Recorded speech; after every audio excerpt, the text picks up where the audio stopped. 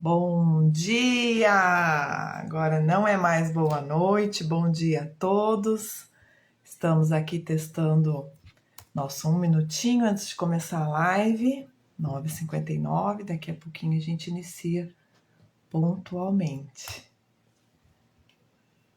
O som está bom? Bom dia, Marcelo. O som tá bom?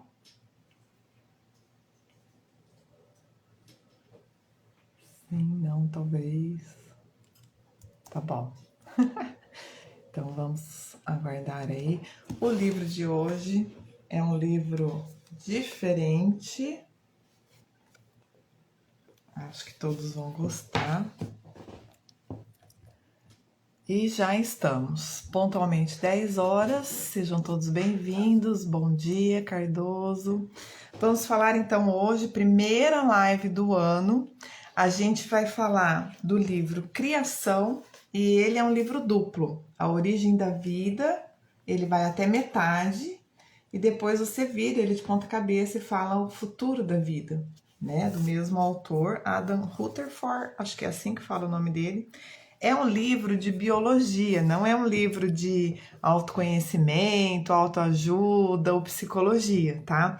Um livro extremamente técnico e claro que a gente não vai ficar aqui dando aula, né, de biologia, física e química, falando das ligações do DNA com RNA, com o ribossoma, etc e tal, porque é basicamente disso que o livro fala. Mas ele é extremamente técnico e traz algumas concepções e teorias que nos ajudará ou nos auxiliam a compreender melhor da onde nós viemos e para onde nós iremos dentro desse corpo físico, dessa evolução antroposófica, se é que a gente pode dizer assim, tá? Então, para vocês terem uma ideia, um dos livros sobre ciência mais notáveis e genuinamente interessantes da última década. Rutherford, da vida, genética e a biologia sintética, nesse panorama acessível sobre o passado e o futuro. Então, o livro fala do que aconteceu antes da origem das espécies e o que acontecerá de agora em diante. Então, ele já fala do processo da genética sintética, da construção das células, enfim, tudo que antecedeu a nossa vida, da forma como nós estamos vivendo hoje, e as projeções, probabilidades daquilo que acontecerá, daquilo que sucederá. Mas, Rê, o que isso tem a ver com o seu padrão de live, com a sua estilística? Só tudo a ver, principalmente nessa época do ano, porque quando a gente fala da origem da vida, a gente traz e vai fazer várias analogias, inclusive trazendo citações do próprio livro, porque ele nos coloca a pensar sobre o que realmente nós estamos fazendo aqui. E isso está diretamente ligado a um dos propósitos da nossa live, que é aprofundar o autoconhecimento para tentar tirar dentre as teorias dos vários autores das mais diversas áreas que a gente vem falando ao longo aí dos últimos 2 anos, né? Psicologia, empreendedorismo, medicina, relacionamentos, tudo que foi do próprio livro, né? A gente já fez uma live em homenagem ao Dia do Livro, dia 23 de abril do ano passado. Então, tudo aquilo que a gente pode aproveitar, tirar proveito do conteúdo e trazer para a nossa realidade com o objetivo de nos fazer pessoas melhores. Porque uma vez que a gente está melhor, a gente faz mais bem para os outros e, consequentemente, vive mais feliz, né? Bom dia, Juan, seja bem-vindo, que alegria ter vocês aqui. Então, essa é a ideia, tá? Eu tô dando essa explicação porque tem um pessoal que tá me acompanhando aí ao longo dos anos e é a primeira vez que a gente traz um livro técnico, assim, nessa parte da ciência, da biologia, falando mais sobre termos técnicos e explicações técnicas ao longo do nosso processo de evolução no universo, na Terra. Ele faz algumas analogias várias vezes. E por que eu estou explicando isso? Porque vocês vão assistir a live, vão ser instigados, provavelmente, vão se sentir motivados a ler o livro, e a hora que vocês vão ler o livro, vocês vão falar assim, uau, Agora eu tô entendendo porque que a Rê deu aquela explicação inicial. Então a gente precisa compreender 4 bilhões de anos de evolução em mais ou menos, né, os 2 ou 3 últimos séculos da biologia, da pesquisa, do conhecimento, da ciência, do desenvolvimento da própria biologia.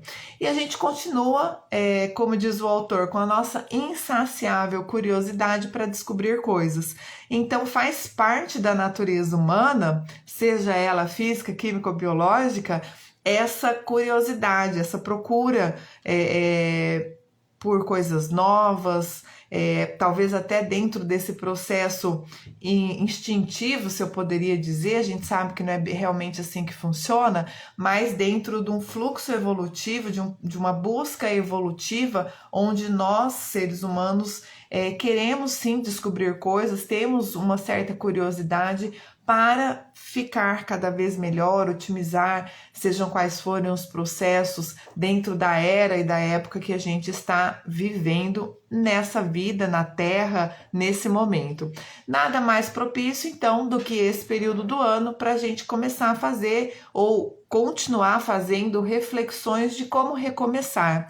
A gente fala da origem da vida e a nossa vida começa todos os dias, a hora que a gente acorda, ou todos os dias, a hora que a gente vai dormir, depende de como você enxerga melhor, se adapta melhor a partir do momento em que você se reorganiza, né? Tem gente que fala que começa com o sono, é o sono que faz lá a restauração da correria do dia a dia, que ajuda a tranquilizar e fala que o próximo dia começa ali. Tá tudo certo, né? Dependendo aí do âmbito de que cada um quer ver, quer enxergar ou quer se colocar para ter uma rotina mais saudável, tá tudo certo. Então, esse é um momento que a gente achou adequado recomeçar as lives do livro e trazer um livro que nos faça pensar a origem da vida. E é o que nós queremos da vida, porque a segunda parte do livro fala sobre o futuro da vida, né? Então, como que a gente vai lidar com esse momento atual que a gente está vivendo? Quais são os nossos valores? Quais são as nossas fragilidades em que por algum motivo externo, muitas vezes os nossos valores possam ser abalados?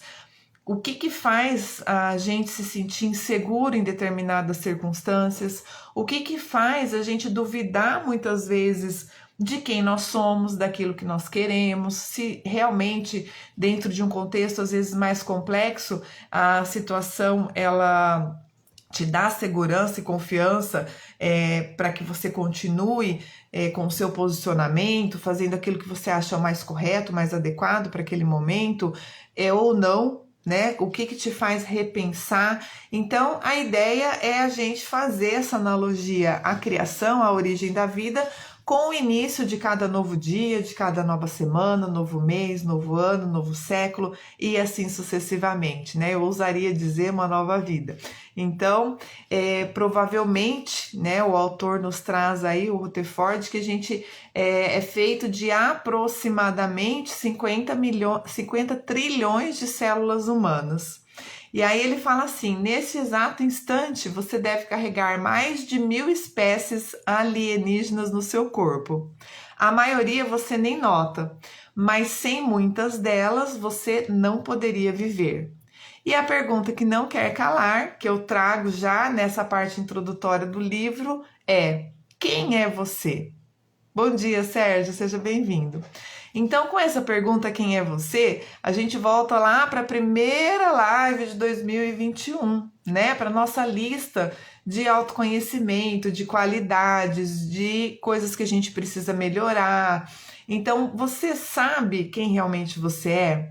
E o Rutherford, ele inicia e finaliza o livro fazendo uma analogia com um arranhão que a gente tem na pele. Então ele traz uma explicação que quando a gente faz um arranhão na pele, existem vários sintomas, né? Vários reflexos desse arranhão. Mas que a gente não tem ideia do tanto de células, bactérias, germes que estão trabalhando para a reconstrução daquela derme, né, daquela pele, ele chama de células, sobre aquele arranhão. E aí ele explica toda aquela condição, por que que arde, por que que repuxa a pele, por que que demora, dependendo da profundidade, mais dia, menos dias, mais tempo, menos tempo. Então, essa parte técnica ele traz da introdução, do prefácio até o pós-fácio, até o final do livro, tá? E aí ele vai explicando tecnicamente, biologicamente, todos esses contextos. E de novo, só para reforçar, a gente não vai trazer essa explicação técnica, até porque eu não tenho competência profissional, nunca estudei com mais profundidade sobre isso, mas a gente vai fazer a relação e trazer as informações do livro para nossa realidade enquanto pessoas que querem melhorar, tá? Que querem ser melhores, que querem viver melhores, mais felizes, mais saudáveis, dentre outros. Boa noite, boa noite, ó o vício da live da noite. Bom dia, Eliane! A partir de hoje, desse ano, a gente está aí retomando as lives aos domingos e de manhã, né? Às 10 horas da manhã. Então, somos feitos, na maior parte, de outras coisas, né?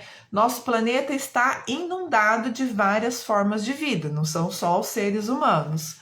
Os processos fundamentais de toda a vida acontecem por meio das células. E aí ele já está lá, em parte do primeiro capítulo, explicando que a constituição de praticamente tudo é feita através das células, né? Então traz aí, explica como que chegaram a essa dedução, tá? De onde vem a vida é uma entre um pequeno punhado das questões mais fundamentais que podemos formular. Então, eles ainda estão cientificamente buscando essa origem da vida. Não tem uma resposta pronta, né? Existem vários estudos que estão agora de trás para frente, eu diria, para colocar de uma forma mais didática. Então, do nosso ponto hoje, a gente vai reconstituindo a história e o passado para tentar chegar nesse ponto inicial. E aí existem várias teorias, né? Teoria celular, a teoria darwiniana da evolução por seleção natural e mais tarde a descoberta da estrutura do DNA combinam-se elegantemente para descrever como a vida funciona. E a partir da descoberta do DNA, todas as consequências dessa descoberta. Então ele fala ali RNA, mitocôndria, ribossoma e um monte de outros termos que eu não vou lembrar porque não faz parte do meu dia a dia, do meu métier. E ele coloca uma condição interessante, que a energia é requerida para todas as ações, desde antes da célula até depois da nossa constituição complexa, a gente precisa da energia para agir, tá? Então, a gente também faz uma relação, e vale a pena colocar aqui, que só motivação, só querer, só vontade é extremamente importante, mas não resolve os nossos problemas, não faz com que as coisas aconteçam. A gente precisa agir, a gente precisa de energia, a gente precisa tomar a decisão, né, ter a vontade, o querer e colocar isso em prática, tá? Bom dia, Rodrigo, seja bem-vindo. E aí, a melhor maneira para os cientistas compreenderem, então, a trajetória da vida na Terra é tentando recriá-la. E aí que eu disse que eles estão fazendo, já há muitos anos, né, fazendo esse processo inverso. A partir de hoje, vamos ver como que a gente deve ter chegado até esse momento. Assim surgiram, então, as mais diversas teorias, tá? Aqui no livro ele vai trazendo, num crescendo, construindo, trazendo os autores e falando detalhadamente cada uma dessas teorias. Então a gente tem aí várias hipóteses, né? Várias teorias que foram também com o avanço da tecnologia, da própria ciência, dos próprios estudos em função dos experimentos, avançando e criando novas teorias até chegar mais ou menos no momento que a gente está hoje, que é essa parte que eles estão chamando de genética sintética, então a recriação dos genes, do DNA e algumas coisas nesse sentido, tá? Bom dia, Graça, seja bem-vinda. Vamos ver se a gente consegue fazer uma entrevista esse ano de novo? Estamos com Tô saudades aí de você e da sua experiência. Então, voltando aqui para as hipóteses, né, da origem da vida, dessas teorias que vêm ao longo do tempo e de gerações e gerações de anos, tudo começou com a hipótese da geração espontânea. Então é o que o pessoal chamava de abiogênese. Quem está chegando hoje pela primeira vez, eu fico olhando aqui do lado que eu tenho uma colinha aqui, tá? Eu faço um PowerPoint no computador para eu não me perder, né? Enquanto falo com vocês. E também para não desvalorizar o conteúdo do livro, que é o que vai talvez motivar vocês, instigar vocês a lerem também, tá? Então a vida poderia surgir aí através da matéria bruta, no modo de geração espontânea, né? E aí começou, então, a partir dessa primeira teoria, vamos dizer assim, as contestações. Alguns experimentos que falam, né, podem trazer essa, obrigada, Graça, que podem trazer essa questão aí de que não é possível que a nossa consequência hoje, como nós somos e nos manifestamos, tenha surgido de uma geração espontânea, quase que do nada, assim, né, quase que por um acaso. E aí veio então a teoria, a hipótese da biogênese, que outros seres vivos são gerados a partir de outros seres vivos. E ele traz aqui, fazendo uma analogia e a referência sobre a questão celular, tá?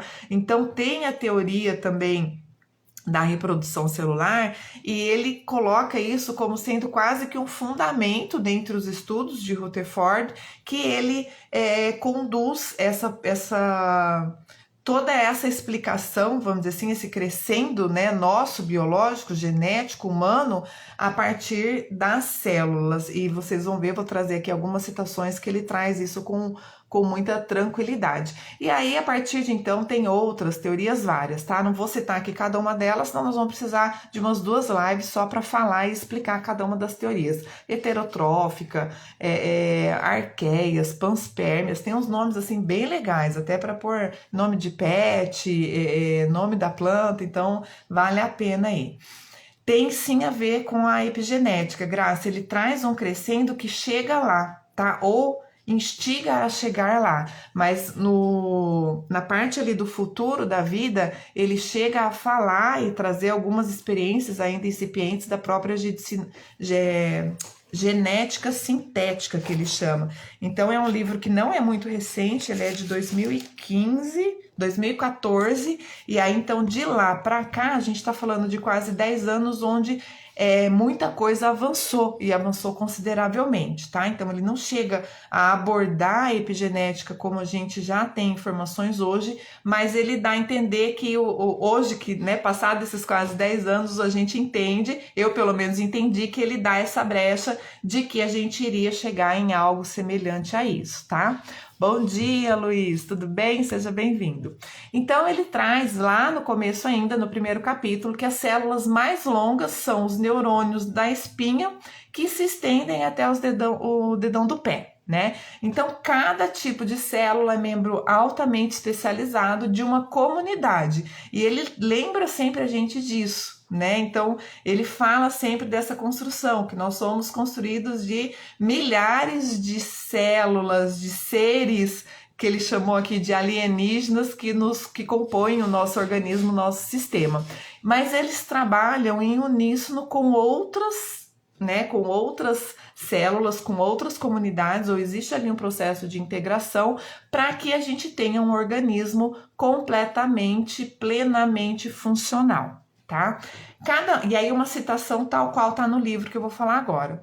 Cada movimento, cada batimento cardíaco, pensamento e emoção que você já teve, cada sentimento de amor ou ódio, tédio, entusiasmo, dor, frustração ou alegria, cada vez que você ficou bêbado e depois com ressaca, cada machucado, espirro, coceira ou coriza, cada coisa que você já ouviu, viu, cheirou ou provou são as suas células comunicando-se umas com as outras e todas elas com o resto do universo, né? Realmente, Graça, a parte mais séria é realmente o cérebro. E é o cérebro que nos permite, né, ter todos esses estudos e trazer todas essas teorias ao longo da nossa vida, ao longo do tempo, né? Bom dia, Hayley, seja bem-vindo. E aí, cientificamente, então, a partir dessa citação, o ponto de partida para a maior parte dos avanços é olhar para as coisas e descobrir por que elas são como são.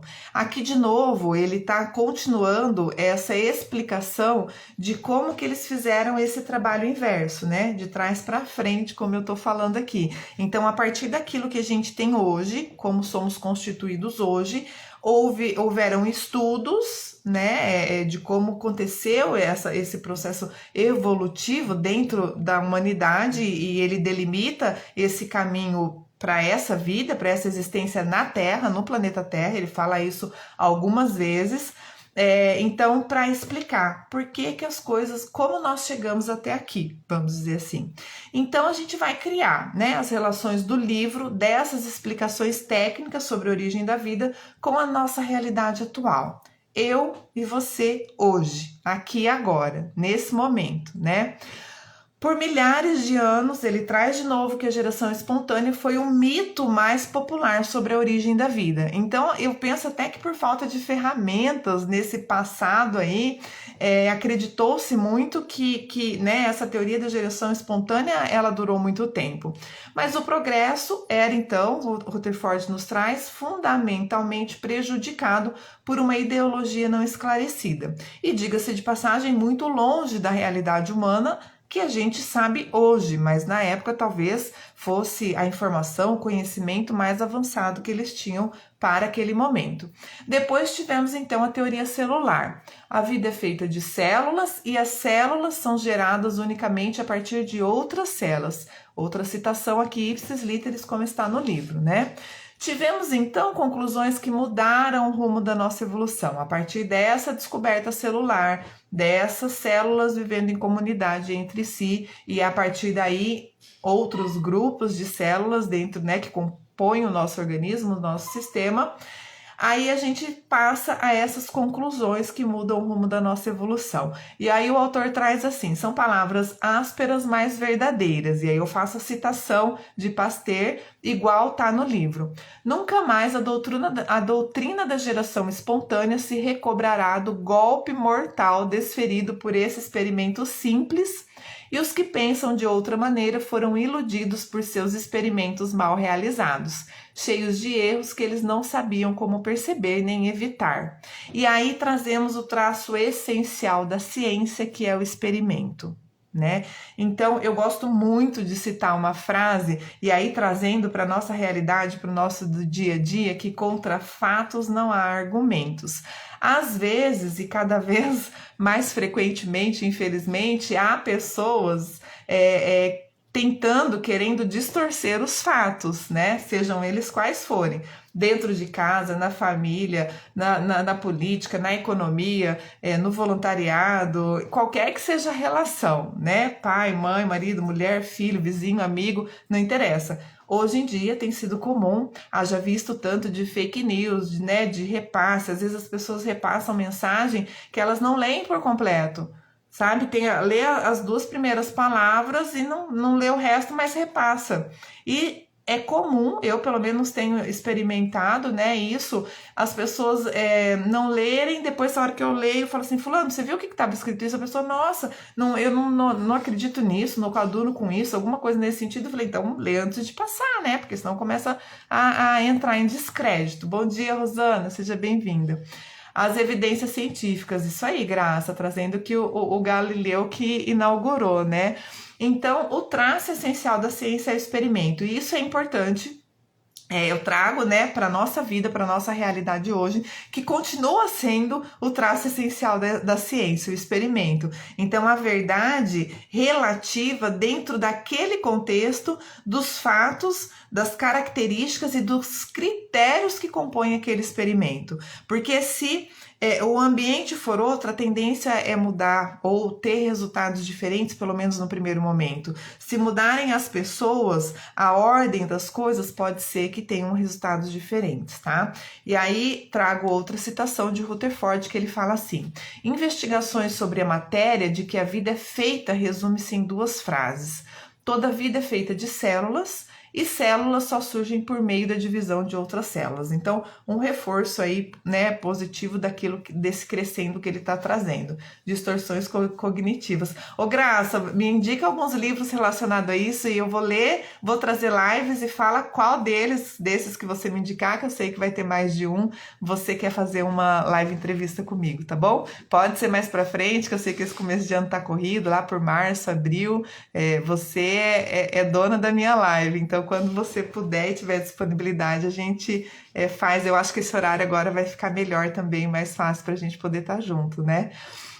Mas houve uma mudança, então, ao longo do tempo, né? A partir, então, estamos aí nesse crescendo, lá na geração espontânea, entramos na teoria celular e tudo mais. E Charles Darwin reuniu uma argumentação esmagadoramente convincente, são palavras do autor também, que não faz parte, né, do meu linguajar, descrevendo como as criaturas evoluem. E aí vem então a teoria da evolução das espécies, combinado. Depois vou te mandar a mensagem aí, a gente troca figurinha.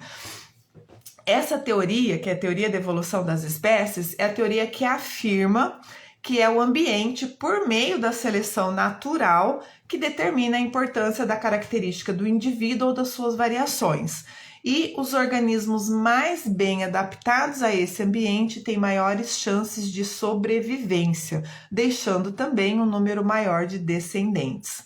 Então, a teoria da evolução das espécies de Darwin, ela já é mais conhecida e ela já nos acompanha desde então e é o que, como é que eu poderia dizer, é o que fundamenta a maioria dos experimentos, das pesquisas científicas até hoje, né? Quando comparamos indivíduos em qualquer população, há uma diversidade natural no tocante a qualquer característica física. Essa variação é o meio pelo qual esses indivíduos podem ter uma vantagem competitiva sobre os outros.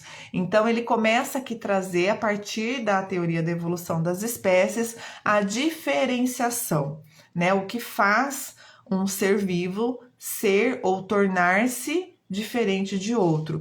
E aqui no livro ele fala muito dessas mutações, ele traz a questão do DNA, das letrinhas lá, da combinação, né, das 4 letras com três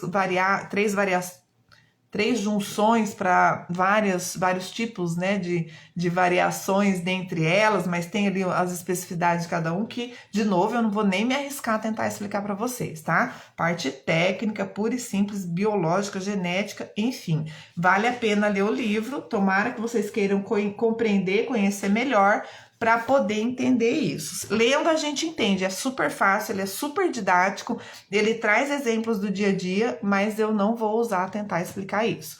A partir dessa observação, então, concluiu-se que ao longo de sucessivas gerações, a espécie vem mudando. Então, a espécie muda, né?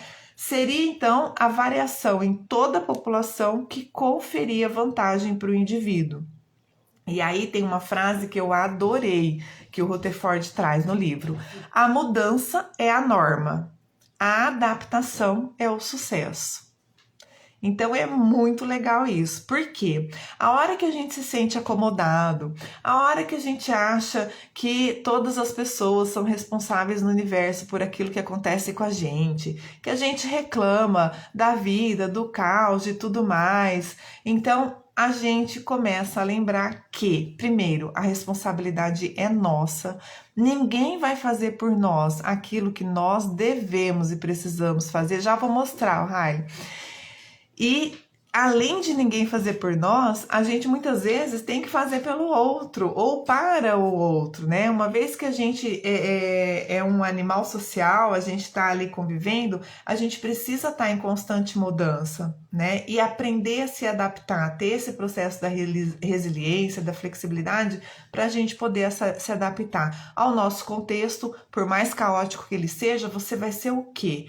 Mais um caos no meio do caos? Ou você vai ser um oásis no meio do caos? Né? Então, vale a pena, ao longo da leitura do livro, eu fui refletindo, né? Fui aprofundando nas minhas reflexões frente a tudo aquilo que a gente vivencia, mas não podia ser diferente, já que foi essa semana a leitura. eu fazer algumas reflexões mais profundas em função de tudo que aconteceu essa semana. A Graça está trazendo aqui, ó, Darwin, o mais forte biologicamente falando é o organismo que sabe se adaptar, sem destruir o outro. Perfeito, e essa observação é importante, né, Graça? É bem isso. É sobre isso que o Rutherford fala, tá? Reafirmando aí, né, a partir da teoria da evolução das espécies do Darwin. Deixa eu colocar aqui o livro de novo, ó. Criação, a origem da vida, ele vai até mais ou menos metade, ó, até aqui, tá? E aí depois a gente precisa virar, senão ele fica de ponta cabeça. E aí ele fala do futuro da vida. Então é aquela ideia, né, de onde nós viemos e para onde nós vamos, mais ou menos assim, fazendo uma analogia do que ele tá trazendo aqui no livro, tá? Hoje sabemos que o que está sendo selecionado não é o indivíduo e nem a célula, mas o portador da informação que confere a vantagem. De novo, para tirar essa frase aqui, tá lá no meio daquele imbróglio de explicações técnicas sobre DNA, RNA, mitocôndria, ribossomos e mais um monte de nome técnico, tá?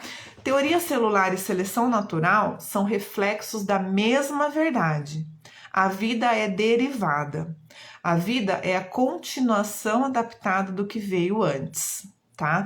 Então, ele, né, vem trazendo essas informações, essas verdades, muitas vezes sem descartar ou até reconhecendo as teorias que vieram antes para fazer com que nós chegássemos até aqui. A vida é, então, perturbadoramente diversa. E aí, a partir dessas reflexões, a gente começa aqui a instigar também, né? Se a vida é a continuação adaptada do que veio antes, se a mudança é a norma e a nossa capacidade de adaptação é a que vai nos conduzir ao sucesso, o que você vai fazer com isso? O que você vai fazer com essa informação? Não só essa, né? Mas tudo que você tem, toda a bagagem da sua vida até hoje, como é que você está encaminhando tudo isso? Você ainda se dá no direito de reclamar de alguém por algo que esse alguém fez ou deixou de fazer por você? Como que você lida hoje com as complexidades e adaptações de toda a sua vida? Sejam elas positivas, às vezes mais complexas, né? Exigiu mais de você para superar aquele contexto, aquelas pessoas, aquelas frustrações. Quais características em você são dominantes sobre outras e por quê? Tá? Essas perguntas não são do Rutherford, do autor, é a contextualização que eu trago do livro para a nossa realidade, e são perguntas que ao ler o livro eu comecei a pensar, comecei a me ver tendo essas perguntas, às vezes até para ampliar essa realidade, entende? Então assim, no meu trabalho tá um caos, e o que eu tô fazendo para melhorar isso? Qual é o meu papel dentro daquele caos? Eu sou mais um a reclamar de um ou de outro, a falar mal das pessoas para minha equipe, para o meu grupo, ou eu tô ali, né, fazendo força para mudar, para fazer diferente, para me destacar, para me adaptar, para tentar ajustar. E aí a gente não tá falando daquela visão poliana de passar a mão na cabeça, de fazer de conta que o problema não existe, tá? Então, existem os problemas e muitas vezes os problemas são gerados a partir de nós, das pessoas, né? Mas o que eu vou fazer com isso? Como que eu vou ajudar o outro deixar de ser o gerador do problema muitas vezes, né? Qual é a conduta que eu tenho por isso que eu preciso estar melhor muitas vezes do que a média, e não quer dizer ser superior, quer dizer estar disponível para ajudar mais, né? E quanto mais eu ajudo, mais eu aprendo com aquele contexto também. A Graça trazendo aqui, ó, sublevação faz parte do pacifismo. Perfeito, Graça, perfeito. Graça, se você quiser entrar e falar alguma coisa, fica à vontade, tá? Não só a Graça, qualquer pessoa, a live é aberta, a ideia é a gente conseguir mesmo gerar esse bate-papo. Mas é bem isso. Quão pacífica eu me sinto diante de um contexto mais crítico. Esteja esse contexto relacionado a pessoas, a trabalho, a dinheiro, a poder, a sexo, a leitura de um livro, ao prazo que eu não estou conseguindo cumprir, as coisas que eu estou atrasada, ao exercício físico que eu não consigo fazer, enfim. a tudo aquilo que precisa ser mexido ou que vai ser mexido, mas que nesse momento eu me encontro estagnada de alguma forma ou até né, sem saber para onde ir. Quais são as minhas forças? Da onde vêm as minhas forças? O que, que eu faço para mudar o contexto atual qual eu estou vivendo? Se a gente vem aí, né, lá da teoria da geração espontânea e já mudamos tanto até agora ao longo dos anos, dos milênios, como Rutherford traz no livro, porque, né, vem desde antes da nossa existência e dos nossos antepassados, o que, que eu faço hoje para mudar o meu futuro amanhã? Depois de amanhã? Semana que vem? Ano que vem? Eu preciso começar hoje a definir o que, que eu quero fazer, o que, que precisa ser mudado, né? Bom dia, Elaine, seja bem-vinda. Então, com essa frase dele, que a vida é perturbadoramente diversa, a gente traz essas questões. É sim, e daí? A vida é o que é como ela é. O que, que a gente vai fazer com isso? Qual é o nosso papel né, nesse momento, né, de vida? A capacidade, e aí trazendo de volta, né, voltando aí para a parte técnica, a capacidade então de se reproduzir de geração em geração é uma proeza interessante. E aí entramos na seara do estudo genético, reforçando toda aquela parte ali, DNA, RNA, dentre outros componentes, ele vem trazendo esse crescendo, explicando essas relações, porque assim, me parece, pela minha compreensão do livro, que não foi tudo descoberto de uma vez, né? Então, as coisas, ao serem estudadas e os experimentos colocados em práticas, obviamente foram se descobrindo novas variáveis. E a partir de novas descobertas, então novos experimentos, até que tudo foi denominado, conceituado e compreendido da forma como nós temos hoje. O mundo é espelhado, mas a vida tem uma origem singular. Junto com a singularidade da vida, temos a singularidade de cada ser vivo. E isso também foi uma reflexão profunda que eu acabei fazendo ao ler o livro, né? A gente já parou para pensar na singularidade da vida, deste momento de vida que nós estamos, né? Dessa oportunidade de vida que nós vivemos agora? E da singularidade de cada ser vivo. E aí eu trago de novo algumas perguntas em função daquilo, né, que passou pela minha cabeça durante a leitura do livro, mas que não é do autor, né, são meus questionamentos que eu compartilho com vocês, que é: você reconhece aquilo que só você é? Você reconhece a sua singularidade? O que só você tem? E o que só você pode dar? Porque se você achar que tanto faz, às vezes você não está dando a devida importância para a sua vida e para quem você é e para o impacto que você tem na vida das outras pessoas. Então, o quanto que a sua presença, como trouxe a Graça ali, né, ajuda a pacificar todo o ambiente. O quanto que a sua presença muda para melhor qualquer contexto. Muitas vezes, né, no calar das palavras, sem precisar se manifestar. O simples fato da sua presença, às vezes, em algum lugar, com alguma pessoa, dentro de algum contexto, pode ajudar a minimizar os impactos, porventura caóticos, daquele contexto. Qual é a sua contribuição única para este mundo? Né? Qual que é o seu legado? Não conhece, Eli? Vamos fazer então, ó, tarefa de casa, primeira lista das suas qualidades e daquilo que você precisa melhorar. Se você tiver dificuldade de fazer, pede para alguém da sua confiança fazer, tá? Vai lá no meu IGTV, começa a assistir. Lá em 2021, as 2 primeiras lives, a gente fala bastante disso, tá?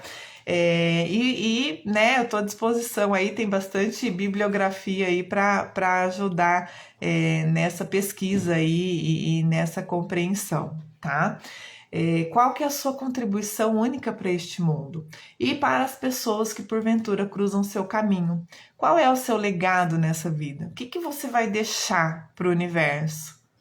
Ah, mas minha mãe não acha que é legal eu estudar artes cênicas. tá bom, respeita sua mãe, vê o que você quer fazer. Se o que você quer fazer na sua vida é artes cênicas, com todo respeito, vai fazer aquilo que você quer fazer e mostre para ela porque aquilo é importante para você. Mas qual é o seu legado para o mundo, para o universo, o seu propósito nessa vida?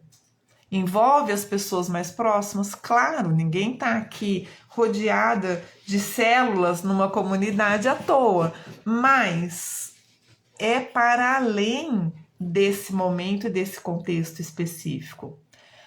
A vida é um sistema espantosamente conservador, mas também extremamente complexo. Então a gente precisa querer de fato compreender todo esse sistema complexo e qual é o nosso papel nele.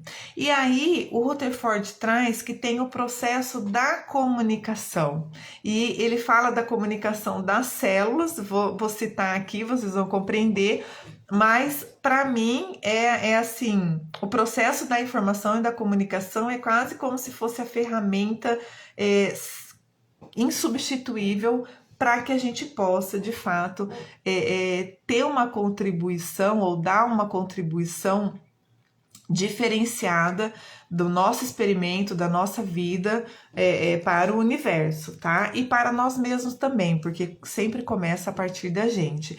Então, Rutherford fala assim: a comunicação coordenada entre células significou que um organismo não se restringia a uma única célula. E aí traz toda a teoria da multicelularidade, tá?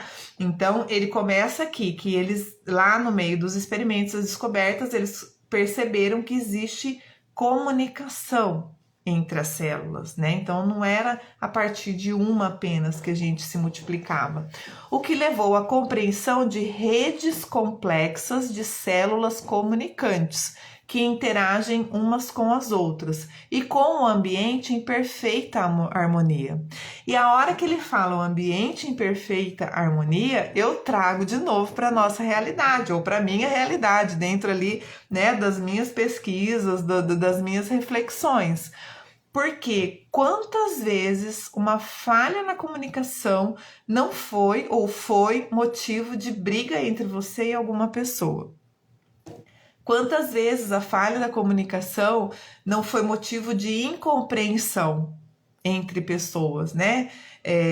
E quantas vezes o ajuste nessa comunicação não resolveu todos os problemas? Graça está trazendo, a comunicação é tudo. E é a partir da comunicação, muitas vezes, que a gente se expressa.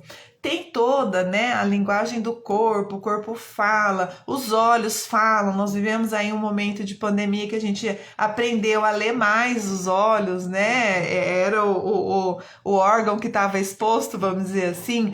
Mas a comunicação, muitas vezes, ela bem colocada, bem posicionada, qualificada, ela tende a resolver, olha, eu arriscaria dizer praticamente todos os problemas da nossa vida. E muitas vezes a falta dela é que trazem os problemas, porque a gente não consegue falar, se posicionar, se expressar, compreender o outro e dar um feedback, às vezes mais leve, né? Duro, porventura, mais leve, né? Com o propósito de realmente ajudar o outro ou nos ajudar a aprender com aquilo, enfim. E aí eu cito de novo Rutherford. A vida compartilha suas ferramentas, os seus processos e a sua linguagem. Nitidamente vemos então seus atributos para reforçar e refinar a verdade da evolução, o que reflete a maturação de uma ciência. Então aqui ele já vai partindo, né, caminhando ali para algumas conclusões. O livro não fecha, tá, gente? Não tem resposta no final do livro. Então, já vou dar o spoiler para depois vocês falarem: ah, você falou tudo aquilo, eu achei que fosse chegar lá a alguma conclusão. Não fecha. Até porque a vida não acabou, as teorias não acabaram e o processo da evolução, como ele daí começa a trazer, penso eu que com esse escopo da vida humana na Terra, ele é infindável, tá? A Graça aqui, ó, a comunicação é uma ponte, mesmo que elevadiça. Exatamente, Graça, é bem por aí. Bom dia, Vitor, seja bem-vindo. Então, ele traz ali esse processo de maturação da ciência, de algumas informações, os refinamentos dentro, né, do que eles veem da evolução de todos esses estudos e sequencialmente. A vida realmente não é um conto de fadas, Graça, e a gente precisa assumir e querer desenvolver essa maturidade e assumir essa realidade da nossa vida que não é uma fantasia, não é um conto de fadas. Temos sim responsabilidades, né, dentro da nossa contribuição única para este mundo. Né, vale a pena lembrar, né, qual é o nosso legado. Nós somos únicos, nós temos um papel nesse momento, nessa vida, com essas pessoas, nesse contexto que a gente está vivendo, tá? Então, né, qual é? O que a gente está fazendo a partir de então? Bom dia, Karen, seja bem-vinda. A vida não habita este planeta apenas. Ela o moldou e é parte dele. Aí ele traz ele joga assim no meio do livro algumas especulações, eu diria, não é esse o termo que ele traz, mas eu didaticamente posso dizer isso, de vidas em outros locais, né? Fala ali da questão da galáxia, do universo e tal, então ele traz algumas suposições, talvez até alguma que esteja instigando, né, algum contexto aí para estudos futuros. Falhou? A hipótese, Marcelo tá falando aqui, exatamente. Ele solta ali no meio dessa frase, né, que a vida não habita apenas este planeta, como se fosse lançamento aí mesmo de hipóteses, né? Então deixa no ar o que pode ter por aí. Assim como a formação do mundo que habitamos é um evento no espaço, eu amei essa frase, vou começar de novo. Assim como a formação do mundo que habitamos é um evento no espaço, sabemos como a emergência de vida aqui é essencialmente um evento cósmico. O aqui é na Terra, tá? Dentro desse escopo que ele coloca desde o início do livro. O ponto preciso em que a vida começou é desconhecido e quase certamente sempre o será. Então, aquilo que eu te falo, não há conclusões relacionadas à origem e ao futuro da vida. Há estudo, experimentos e projeções, perspectivas, né? O consenso geral é que as primeiras evidências de matéria viva datam de cerca de 3,8 bilhões de anos atrás. E aí ele traz, não só nesse momento, mas lá no começo também, quando ele vai explicando, né, essa evolução das próprias teorias, aí tem a questão da sopa, da água lá, da vida na água aquecida, nos mares, dos oceanos. Então tem várias coisas que eles trazem, que ele explica, de vários estudos e vários autores, que vale a pena ler o livro, gente.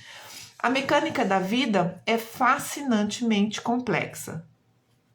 Uma célula é uma colmeia de atividade densamente comprimida, recebendo o input de seu ambiente e tendo em seu interior um código que criptografa proteínas que desempenham as funções da vida. Quais são essas funções? Alimentação, comunicação com outras células, reprodução do organismo para perpetuar os genes que ele carrega. E aí, de novo, ele traz essa teoria né, explicando o funcionamento celular ou multicelular, e a gente traz para a nossa realidade enquanto seres humanos vivendo em comunidade, tá? Ele fala sim, Graça, ainda bem que você lembrou do processo do oxigênio, fala muito quando foi descoberto a questão do carbono, né, que tem ali um papel fundamental dentro da evolução das teorias, e é bem interessante. Não há uma definição padronizada do que é vida. Porque aí, acho que é o capítulo 3 ou 4, que a pergunta é, então, o que é vida? Né? Como que a gente define vida? E ele começa falando que não existe essa definição. Não há uma definição padronizada do que é a vida. Mas existe clareza nas características das coisas vivas. Então, quais são as características que indicam que algo é vivo, né? Que existe vida? Movimento, são 7 características aqui, ó. Movimento, respiração, sensibilidade, crescimento, reprodução, excreção e nutrição. E aí ele discorre quase meio capítulo explicando essas relações. A vida é uma combinação de muitos sistemas químicos que são mais que a soma de suas partes. Isso também daria aqui mais umas 3 lives só com essa frase, tá? Mas enfim, ele, a partir dessas características das coisas vivas, ele vai trazendo as correlações e vai explicando organicamente, biologicamente, como isso funciona. E aí ele cita profundamente, ostensivamente, a questão da física, da química e da biologia, e como essas ciências se interagem para esta conceituação, para este tema, nessa temática aqui que ele traz, tá? O que eu diria que não seria só para isso, né? Claro que ele traz dentro desse contexto, é o que está no livro, mas assim, como que física, química e biologia estão ali compondo um sistema, ousaria eu dizer assim, para nossa realidade, né, de vida, na nossa manifestação nesse momento. O metabolismo, então, é um tipo de caminho químico de importância central para toda a vida, pois é ele que gera energia. Então, lá no começo ele fala, né, que a energia é a ação, que faz a ação, faz com que as coisas aconteçam. E aí, então, a gente precisa desenvolver, qualificar e dar manutenção a um metabolismo, que é esse caminho químico, e aí óbvio que no livro ele explica isso tecnicamente, mas dando então essa importância central para toda a vida. A tendência à justa distribuição de energia é representada por um aumento na entropia. Aqui ele fala também umas 4 ou 5 páginas especificamente sobre o processo da entropia. E aí uma citação como está no livro, né? Em essência, a vida é a manutenção de desequilíbrio e a energia, tal como a vida a utiliza, provém dessa desigualdade. E aí, gente, acho que 3 lives seria pouco para a gente entrar nesse processo da entropia. Eu vou falar um pouquinho aqui, tá? Mas não vai dar para aprofundar muito. VO2, queima de gordura, isso aí, graça. E aí vou citar aqui igualzinho o Rutherford colocou no livro. A entropia do universo está fadada a sempre crescer, criando com isso uma existência mais equilibrada, porém menos ordenada. E aí existe um paradoxo que numa primeira, e pelo menos primeira vez que eu li, depois fui pesquisar na internet, fui fazer as correlações para compreender, né? E que faz muito sentido. Isso que a Graça trouxe, a vida é movimento, é mudança, adaptação é o sucesso. Então, se a gente precisa estar mudando o tempo todo, precisa se adaptar para que essa mudança seja mais benéfica, mais qualificada, tenha o resultado que a gente quiser, faz muito sentido essa questão, né, esse paradoxo da entropia do universo. Então, estar vivo é lutar contra a entropia. O que é entropia? O grau de desordem de um sistema. E aí tem toda a explicação também biológica para esse tema. A entropia esforça-se para tornar o universo ao mesmo tempo mais caótico e mais equilibrado. Olha o paradoxo aí, ó. A vida evoluiu para extrair energia de nosso ambiente e usá-la a fim de manter a nossa informação vital contra o deslizamento universal rumo ao equilíbrio. Então aqui a gente tem a energia versus a entropia. E o que a gente vai fazer, como a gente vai fazer para melhorar isso tudo, tá? A sedentarismo adoece mesmo, e às vezes adoece não só o corpo, né? A gente acha que o sedentarismo adoece só o corpo físico, às vezes adoece a mente também. Muitas vezes adoece a mente também. E aí eu trago a citação que o Rutherford coloca do David Hume, acho que é assim que fala, H-U-M-E, tá? É de 1748, ele coloca assim, ó...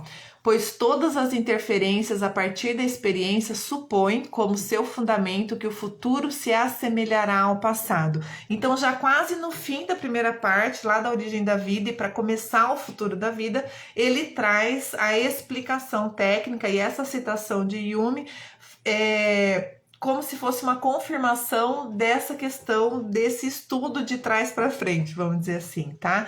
Cataratas do Iguaçu realmente é um ambiente, um espaço de energia imanente reconstituidor, né, para todos nós. Encontramos então o Preceito fundamental da vida: a reprodução e a informação, que levam e sobrevivem à variação. Então, de novo, ele traz essa questão das mutações, da importância de uma comunicação adequada. Aqui ele já começa a falar um pouquinho da mudança dos códigos genéticos, da troca da última letra para outra letra e tal. Rumi Yumi, superdotado, que ainda jovem público, publicou o livro A Natureza Humana. Verdade, eu não li ainda esse livro, eu vou ler, porque faz a gente ficar curioso sobre as pessoas, né? Sobre essa personalidade, principalmente. David Hume. É Hume? É assim que fala? Hume. É David Hume, tá? Então vale a pena, eu vou ler esse livro aí. Encontramos então, né, esse preceito fundamental da vida, que é a reprodução, informação e o que leva à variação.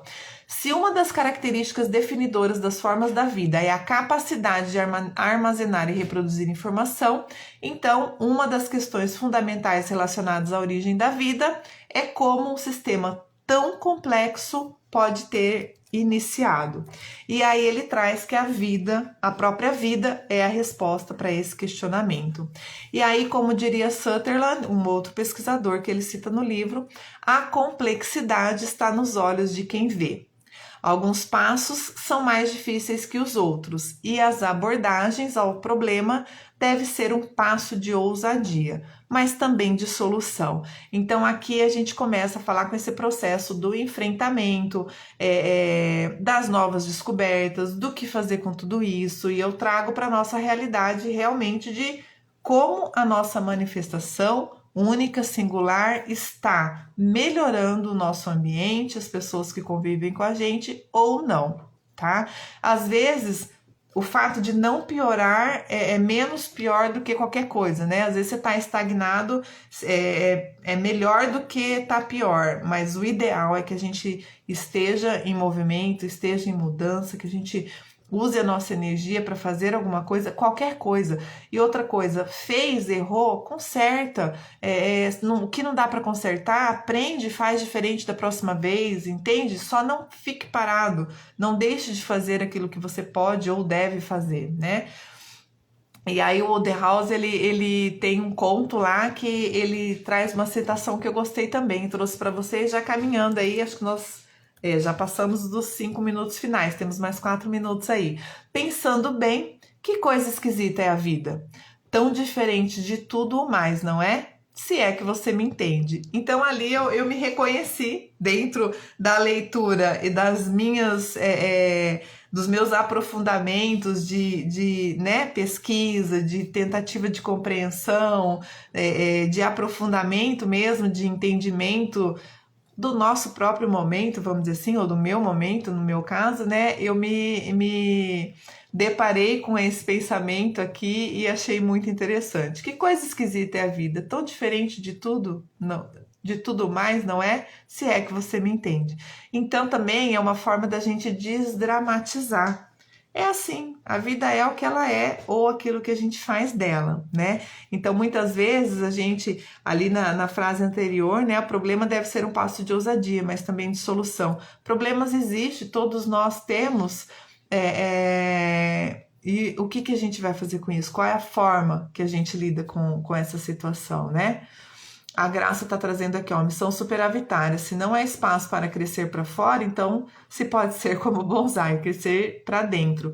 E a biblioterapia autoiluminação, pelo menos para mim. Obrigada pelo seu depoimento, Graça. Para mim também tem sido, tá? Eu fiquei de férias aí, achei que fosse ler uns 4, 5 livros em 15 dias, não consegui, não dei conta, e como eu senti falta, né? Tô muito feliz de ter retomado aqui a live com vocês, porque é um compromisso público e que me obriga a fazer o que hoje em dia tem sido um oásis, muitas vezes no meio do caos, da correria da vida, do dia a dia, que é a biblioterapia. E aí, finalizando, né, os argumentos de Rutherford, ele fala assim: você é a soma de suas partes e de sua espécie. Cultura e ideias foram transmitidas de ser humano para ser humano em todos os sentidos. Então, desde a teoria da geração espontânea, a gente vem construindo informação, experimento, culturas e ideias que vão sendo transmitidos, né, de geração em geração, poderia eu dizer assim. A vida, sua vida ou qualquer vida, não se reduz a uma série de incidentes, não é por acaso, nada é por um acaso. Ela é o acúmulo de tudo que você experimenta. Deixar que seus mais valiosos segredos e bens se derramem é perigoso, né? Pode ser perigoso, porque na evolução as coisas nunca estão congeladas e raramente são acidentais. Se todos fossem iguais, tudo seria monótono e tedioso. E também não haveria nenhuma base potencial para vantagem. Sem competição não há mudança. E aqui ele explica, aprofunda um pouco no processo da vantagem competitiva, né? Reforçando no positivo disso, então em mudar, em você querer se melhorar assim. Ele fala lá das células que se destacam, né? E que estão mais propícias à transformação. Ainda que seja difícil defini-la, certamente sabemos o que é vida quando a vemos. Vida é física, química e biologia. Somos todos extremamente diferentes, mas com características vitais. E aí ele reforça, né? Apesar da não conclusão da definição, ele reforça. Somos todos extremamente diferentes, mas com características vitais: energia, informação, reprodução, metabolismo e evolução. E tudo que está embutido dentro desse resumo, vamos dizer assim, que ele traz e amplia e explica mais no próprio livro, né? E aí eu termino a live já em cima da hora, em cima do lance, com a última frase que ele traz, fechando aí essa metade aí da origem da vida. Cada contração muscular, cada respiração, cada pensamento, emoção e sensação que você já teve algum dia, até o sobressalto da dor ao sofrer um corte insignificante, porque lá no começo ele começa falando do corte, começou sua jornada numa câmara microscópica no fundo do mar, 4 milhões de milênios atrás, ou seja, quase 4 bilhões de anos. Então, vale a pena a gente pensar. Nada é por um acaso, tá? Então, obrigado. Semana que vem estaremos de volta, domingo às 10 horas. Terça-feira eu publico para vocês o livro da semana, tá bom? Beijo grande, excelente semana a todos e até domingo que vem.